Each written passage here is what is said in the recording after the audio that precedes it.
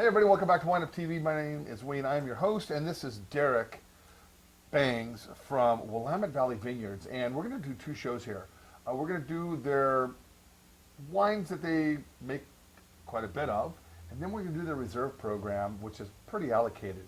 So when we come back, he's not Jim Bernau, but he's going to tell you all about these wines.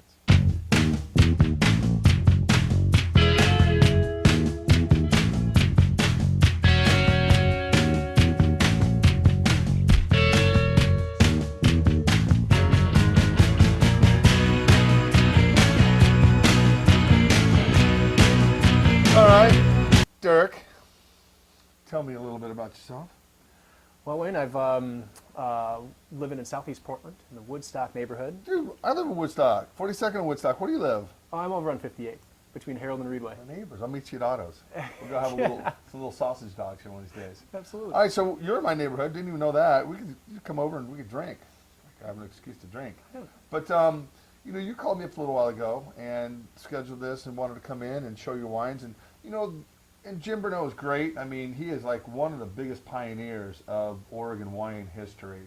The Howard Stern, I like to call him, of the wine industry. And I love that about you, Jim. But what's neat is how he's really built the brand, and just the quality of the wines have kept getting better every year. And I think he's done that because he's kept putting a lot of money back into his vineyards, and he's really proactive. Jim's one of those kind of guys that can think in the future about acquiring different properties and then going after them and securing them. And I think that's important when you're building a brand. Absolutely. I think one of the most instrumental factors in the quality of our wine going up, as you touched on, is the land acquisitions. Back in 1997, we acquired Tualatin Estate Vineyard from very famous wine pioneer Bill Fuller, and we've expanded that up to 175 acres now. And with that, as well as Elton Vineyard in the Eola Amity Hills area, another Jory soil site, 60 acres that we've leased from Dick and Betty O'Brien, the owners. We've been able to increase the production of our estate program and ensure that we're getting the best fruit, because as you know, when you're buying fruit, you don't always get the highest quality fruit from that vineyard. You're up to the whims of the grower, and when you control the vineyard yourself, it really allows you to ensure that we're going to get the highest quality fruit into our winery. And we know Don't forget Mother Nature. That's well. Don't forget the weather. This year it's beautiful. Last year, we'll just say it was a little bit lengthy in a growing season. Let's get back, touch a little bit on the Tualatin Valley property. What's nice about that is, you know, global warming. It is getting warm, and I noticed when you guys have replanted that, you're replanting Sauvignon Blanc, Tempranillo. What else are you guys doing up there? We've got some Syrah planted out there. As you said, Tempranillo. We're just making rosé out of that right now. At least the last 2 years. They're in their eighth leaf this year, 8th or 9th leaf this year. So if all holds tight, maybe we'll make a little red wine from it this year. But with global warming, maybe 20 years from now, that'll be our best vineyard. You never know. Yeah. You know. And I read Mark actually read an article that pointed out to me yesterday that, you know, 30, 40, 50 years, you know, Pinot Noir may not be the grape around here. Who knows? You never know. So you got to kind of set yourself up, prepare yourself for the future. Right. All right. Well, we could talk here all day about stuff, but let's get into the wines. These wines here are widely available probably throughout the country. They are. Well, everything but the Chardonnay. Our Chardonnay we don't make a substantial quantity of, but certainly our Pinot Noir, Pinot Gris, Riesling, those are distributed throughout the country, in all 50 states, so certainly pretty widely available. Let's do this. You want to do that? Do the Chardonnay? Sure. Do the Chardonnay first? Sure. Do the Dijon Clone Chardonnay. All right. Tell us a little about the Chardonnay. What's the case production on this? In the 2010, we made less than 1,200 cases of this. All estate-grown fruit comes from our estate property right there in the South Salem Hills, just south of Salem, about an hour's drive south of Portland. And the other property that it's grown on is the Elton Vineyard I mentioned earlier, just northwest of us. So we've got 2 vineyard sources for this. All the Dijon clone and the Dijon clones, those were clones brought from the Dijon area of France in Burgundy, and they were brought here back in 1985 by a trade mission that David Edelsheim led, and Jim Bernau was fortunate enough to be on this mission. He brought some cuttings back. Jim's everywhere. Yeah. He is. Yeah, he's like well connected. Waldo. Yes. He's just like you poke him out. I mean, he could be France, Italy, Spain. He's everywhere. All right, so one thing about Chardonnay. I am not a huge Oregon Chardonnay fan. They don't make a lot of Chardonnay, but I like the Chardonnay. It takes a certain growing season to make good Chardonnay in Oregon. I know that they're competing with California. They can mass produce Chardonnay, machine harvest it for a lot less money. A lot of times people on my wine tours, they'll say, well, who makes Chardonnay? And I struggle to find Chardonnay producers. You know, Pinot Gris, yeah. Riesling, yeah. It's getting more and more, there's several more people making more Riesling and Gewürztraminer like they did back in the 70s and 80s. But Chardonnay, I like it. And 1,200 cases, that's a drop in the bucket. It really is. Really, comparatively speaking. We're really not making a lot of this, and in 2011 we made even less, only about 700 cases total in 2011 of our Chardonnay, so very small quantities. We're just not making much, but what we have is just such high quality, and we're going 100% French oak, 100% malolactic fermentation, about a third new oak in this. It is 100% Chardonnay, and those Dijon clones, that's really the key important, because the original clones planted here in California, here in Oregon, were California clones. They were Wente clones, and they needed a lot of heat to ripen, and that's why you touched on it. You really need a warm year. But even in 2010, a very cool year where we had the birds attacking our vines and everything else, we managed to make a great ripe Chardonnay, and the reason for that is those special clones that were brought here from a northern part of France. That are and what's the retail on this? That retail is about $20. $20. That's a $20 holler. All right, empty out your glass. Let's hit the Pinot Gris. I want to keep my audience captivated. All right, so let's talk about the Pinot Gris. When I tasted this a few minutes ago, what I liked about it was the fact that it wasn't just Pinot Gris. It had a few other things in it to really bring out the nuances.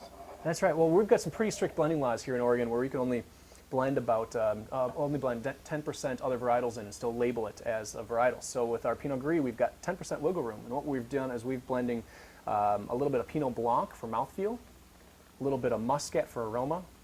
There's a little bit of Auxerrois in there, another Alsatian grape. And then we take 2% of the total wine and we put it through fermentation and age it in French oak. And that just adds that little kiss of toast and richness. So we've got a Pinot Gris here that even a lot of other people that don't like Pinot Gris or Grigiots really enjoy, because it's got that mid-palate depth.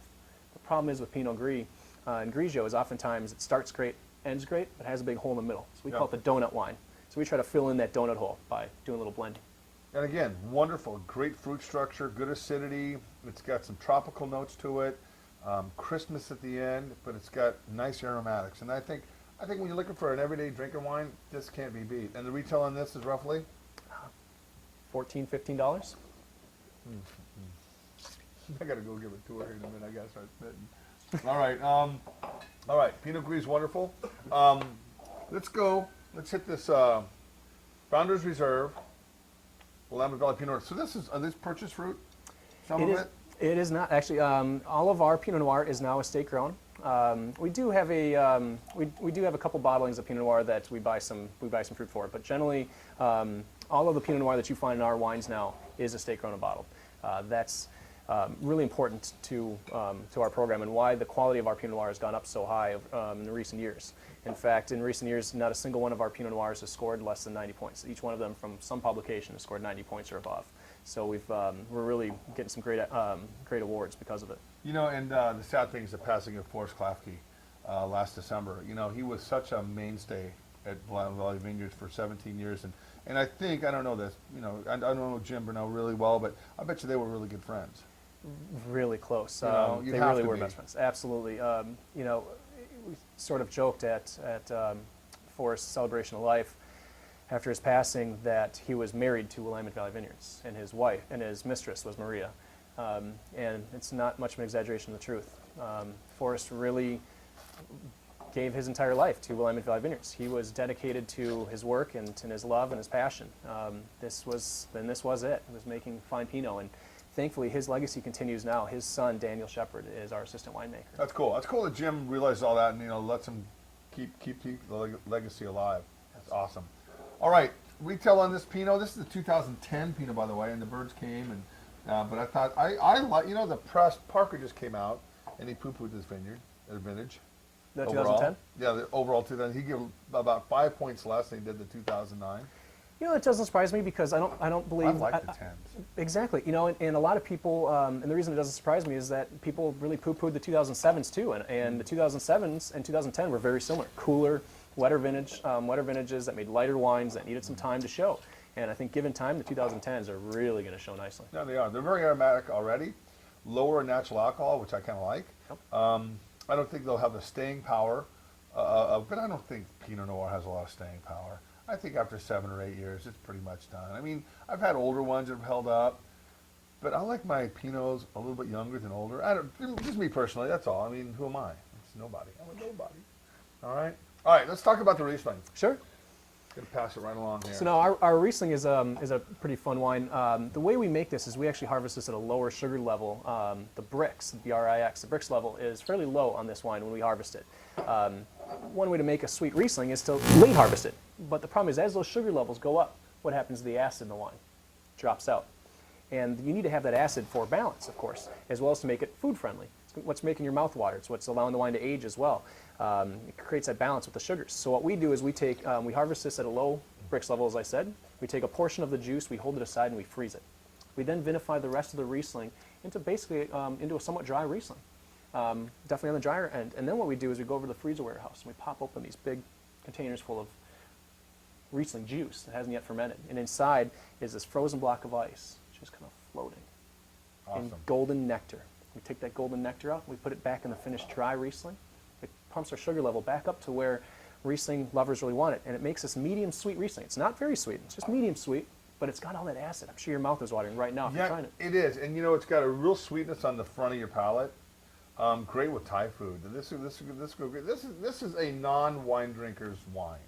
Oh, absolutely. Because it's sweet, but it's got that acidity to it. And I was actually pretty surprised when I tasted them, thinking, fucking out another Riesling. But you know what? I'm really impressed with, and the case production on this has got to be not that substantial. Under 10,000 cases. That much. Yeah, it's just shy of, hovers around 10,000 cases, depending on the vintage. You know, back in the 80s, 70s, 80s, Riesling, Gewürztraminer were the mainstay. And then I don't know what happened towards the late 80s, early 90s, and Pinot Gris came along. And you found a lot of the Riesling vineyards being torn up, Müller-Thurgau, Gewürztraminer. And now they're all being replanted, and I think it's Absolutely. great. I think it's great. We are fortunate enough out at Tualatin Estate Vineyard that I touched on earlier to have some 40-year-old Riesling vines still, and they're planted on their own rootstock, so they're at risk of phylloxera. But we're fortunate to have some 40-year-old Riesling vines, and that's part of what makes this wine so incredible. And the retailing is about $12. About $12. Yeah, it's always nice to get a good wine. You know that's good for under $15, let alone 12. All right, man. You know what? When we come back, we're going to do 3 of the estate wines. All right? So, guys, you're going to like the next wines as well.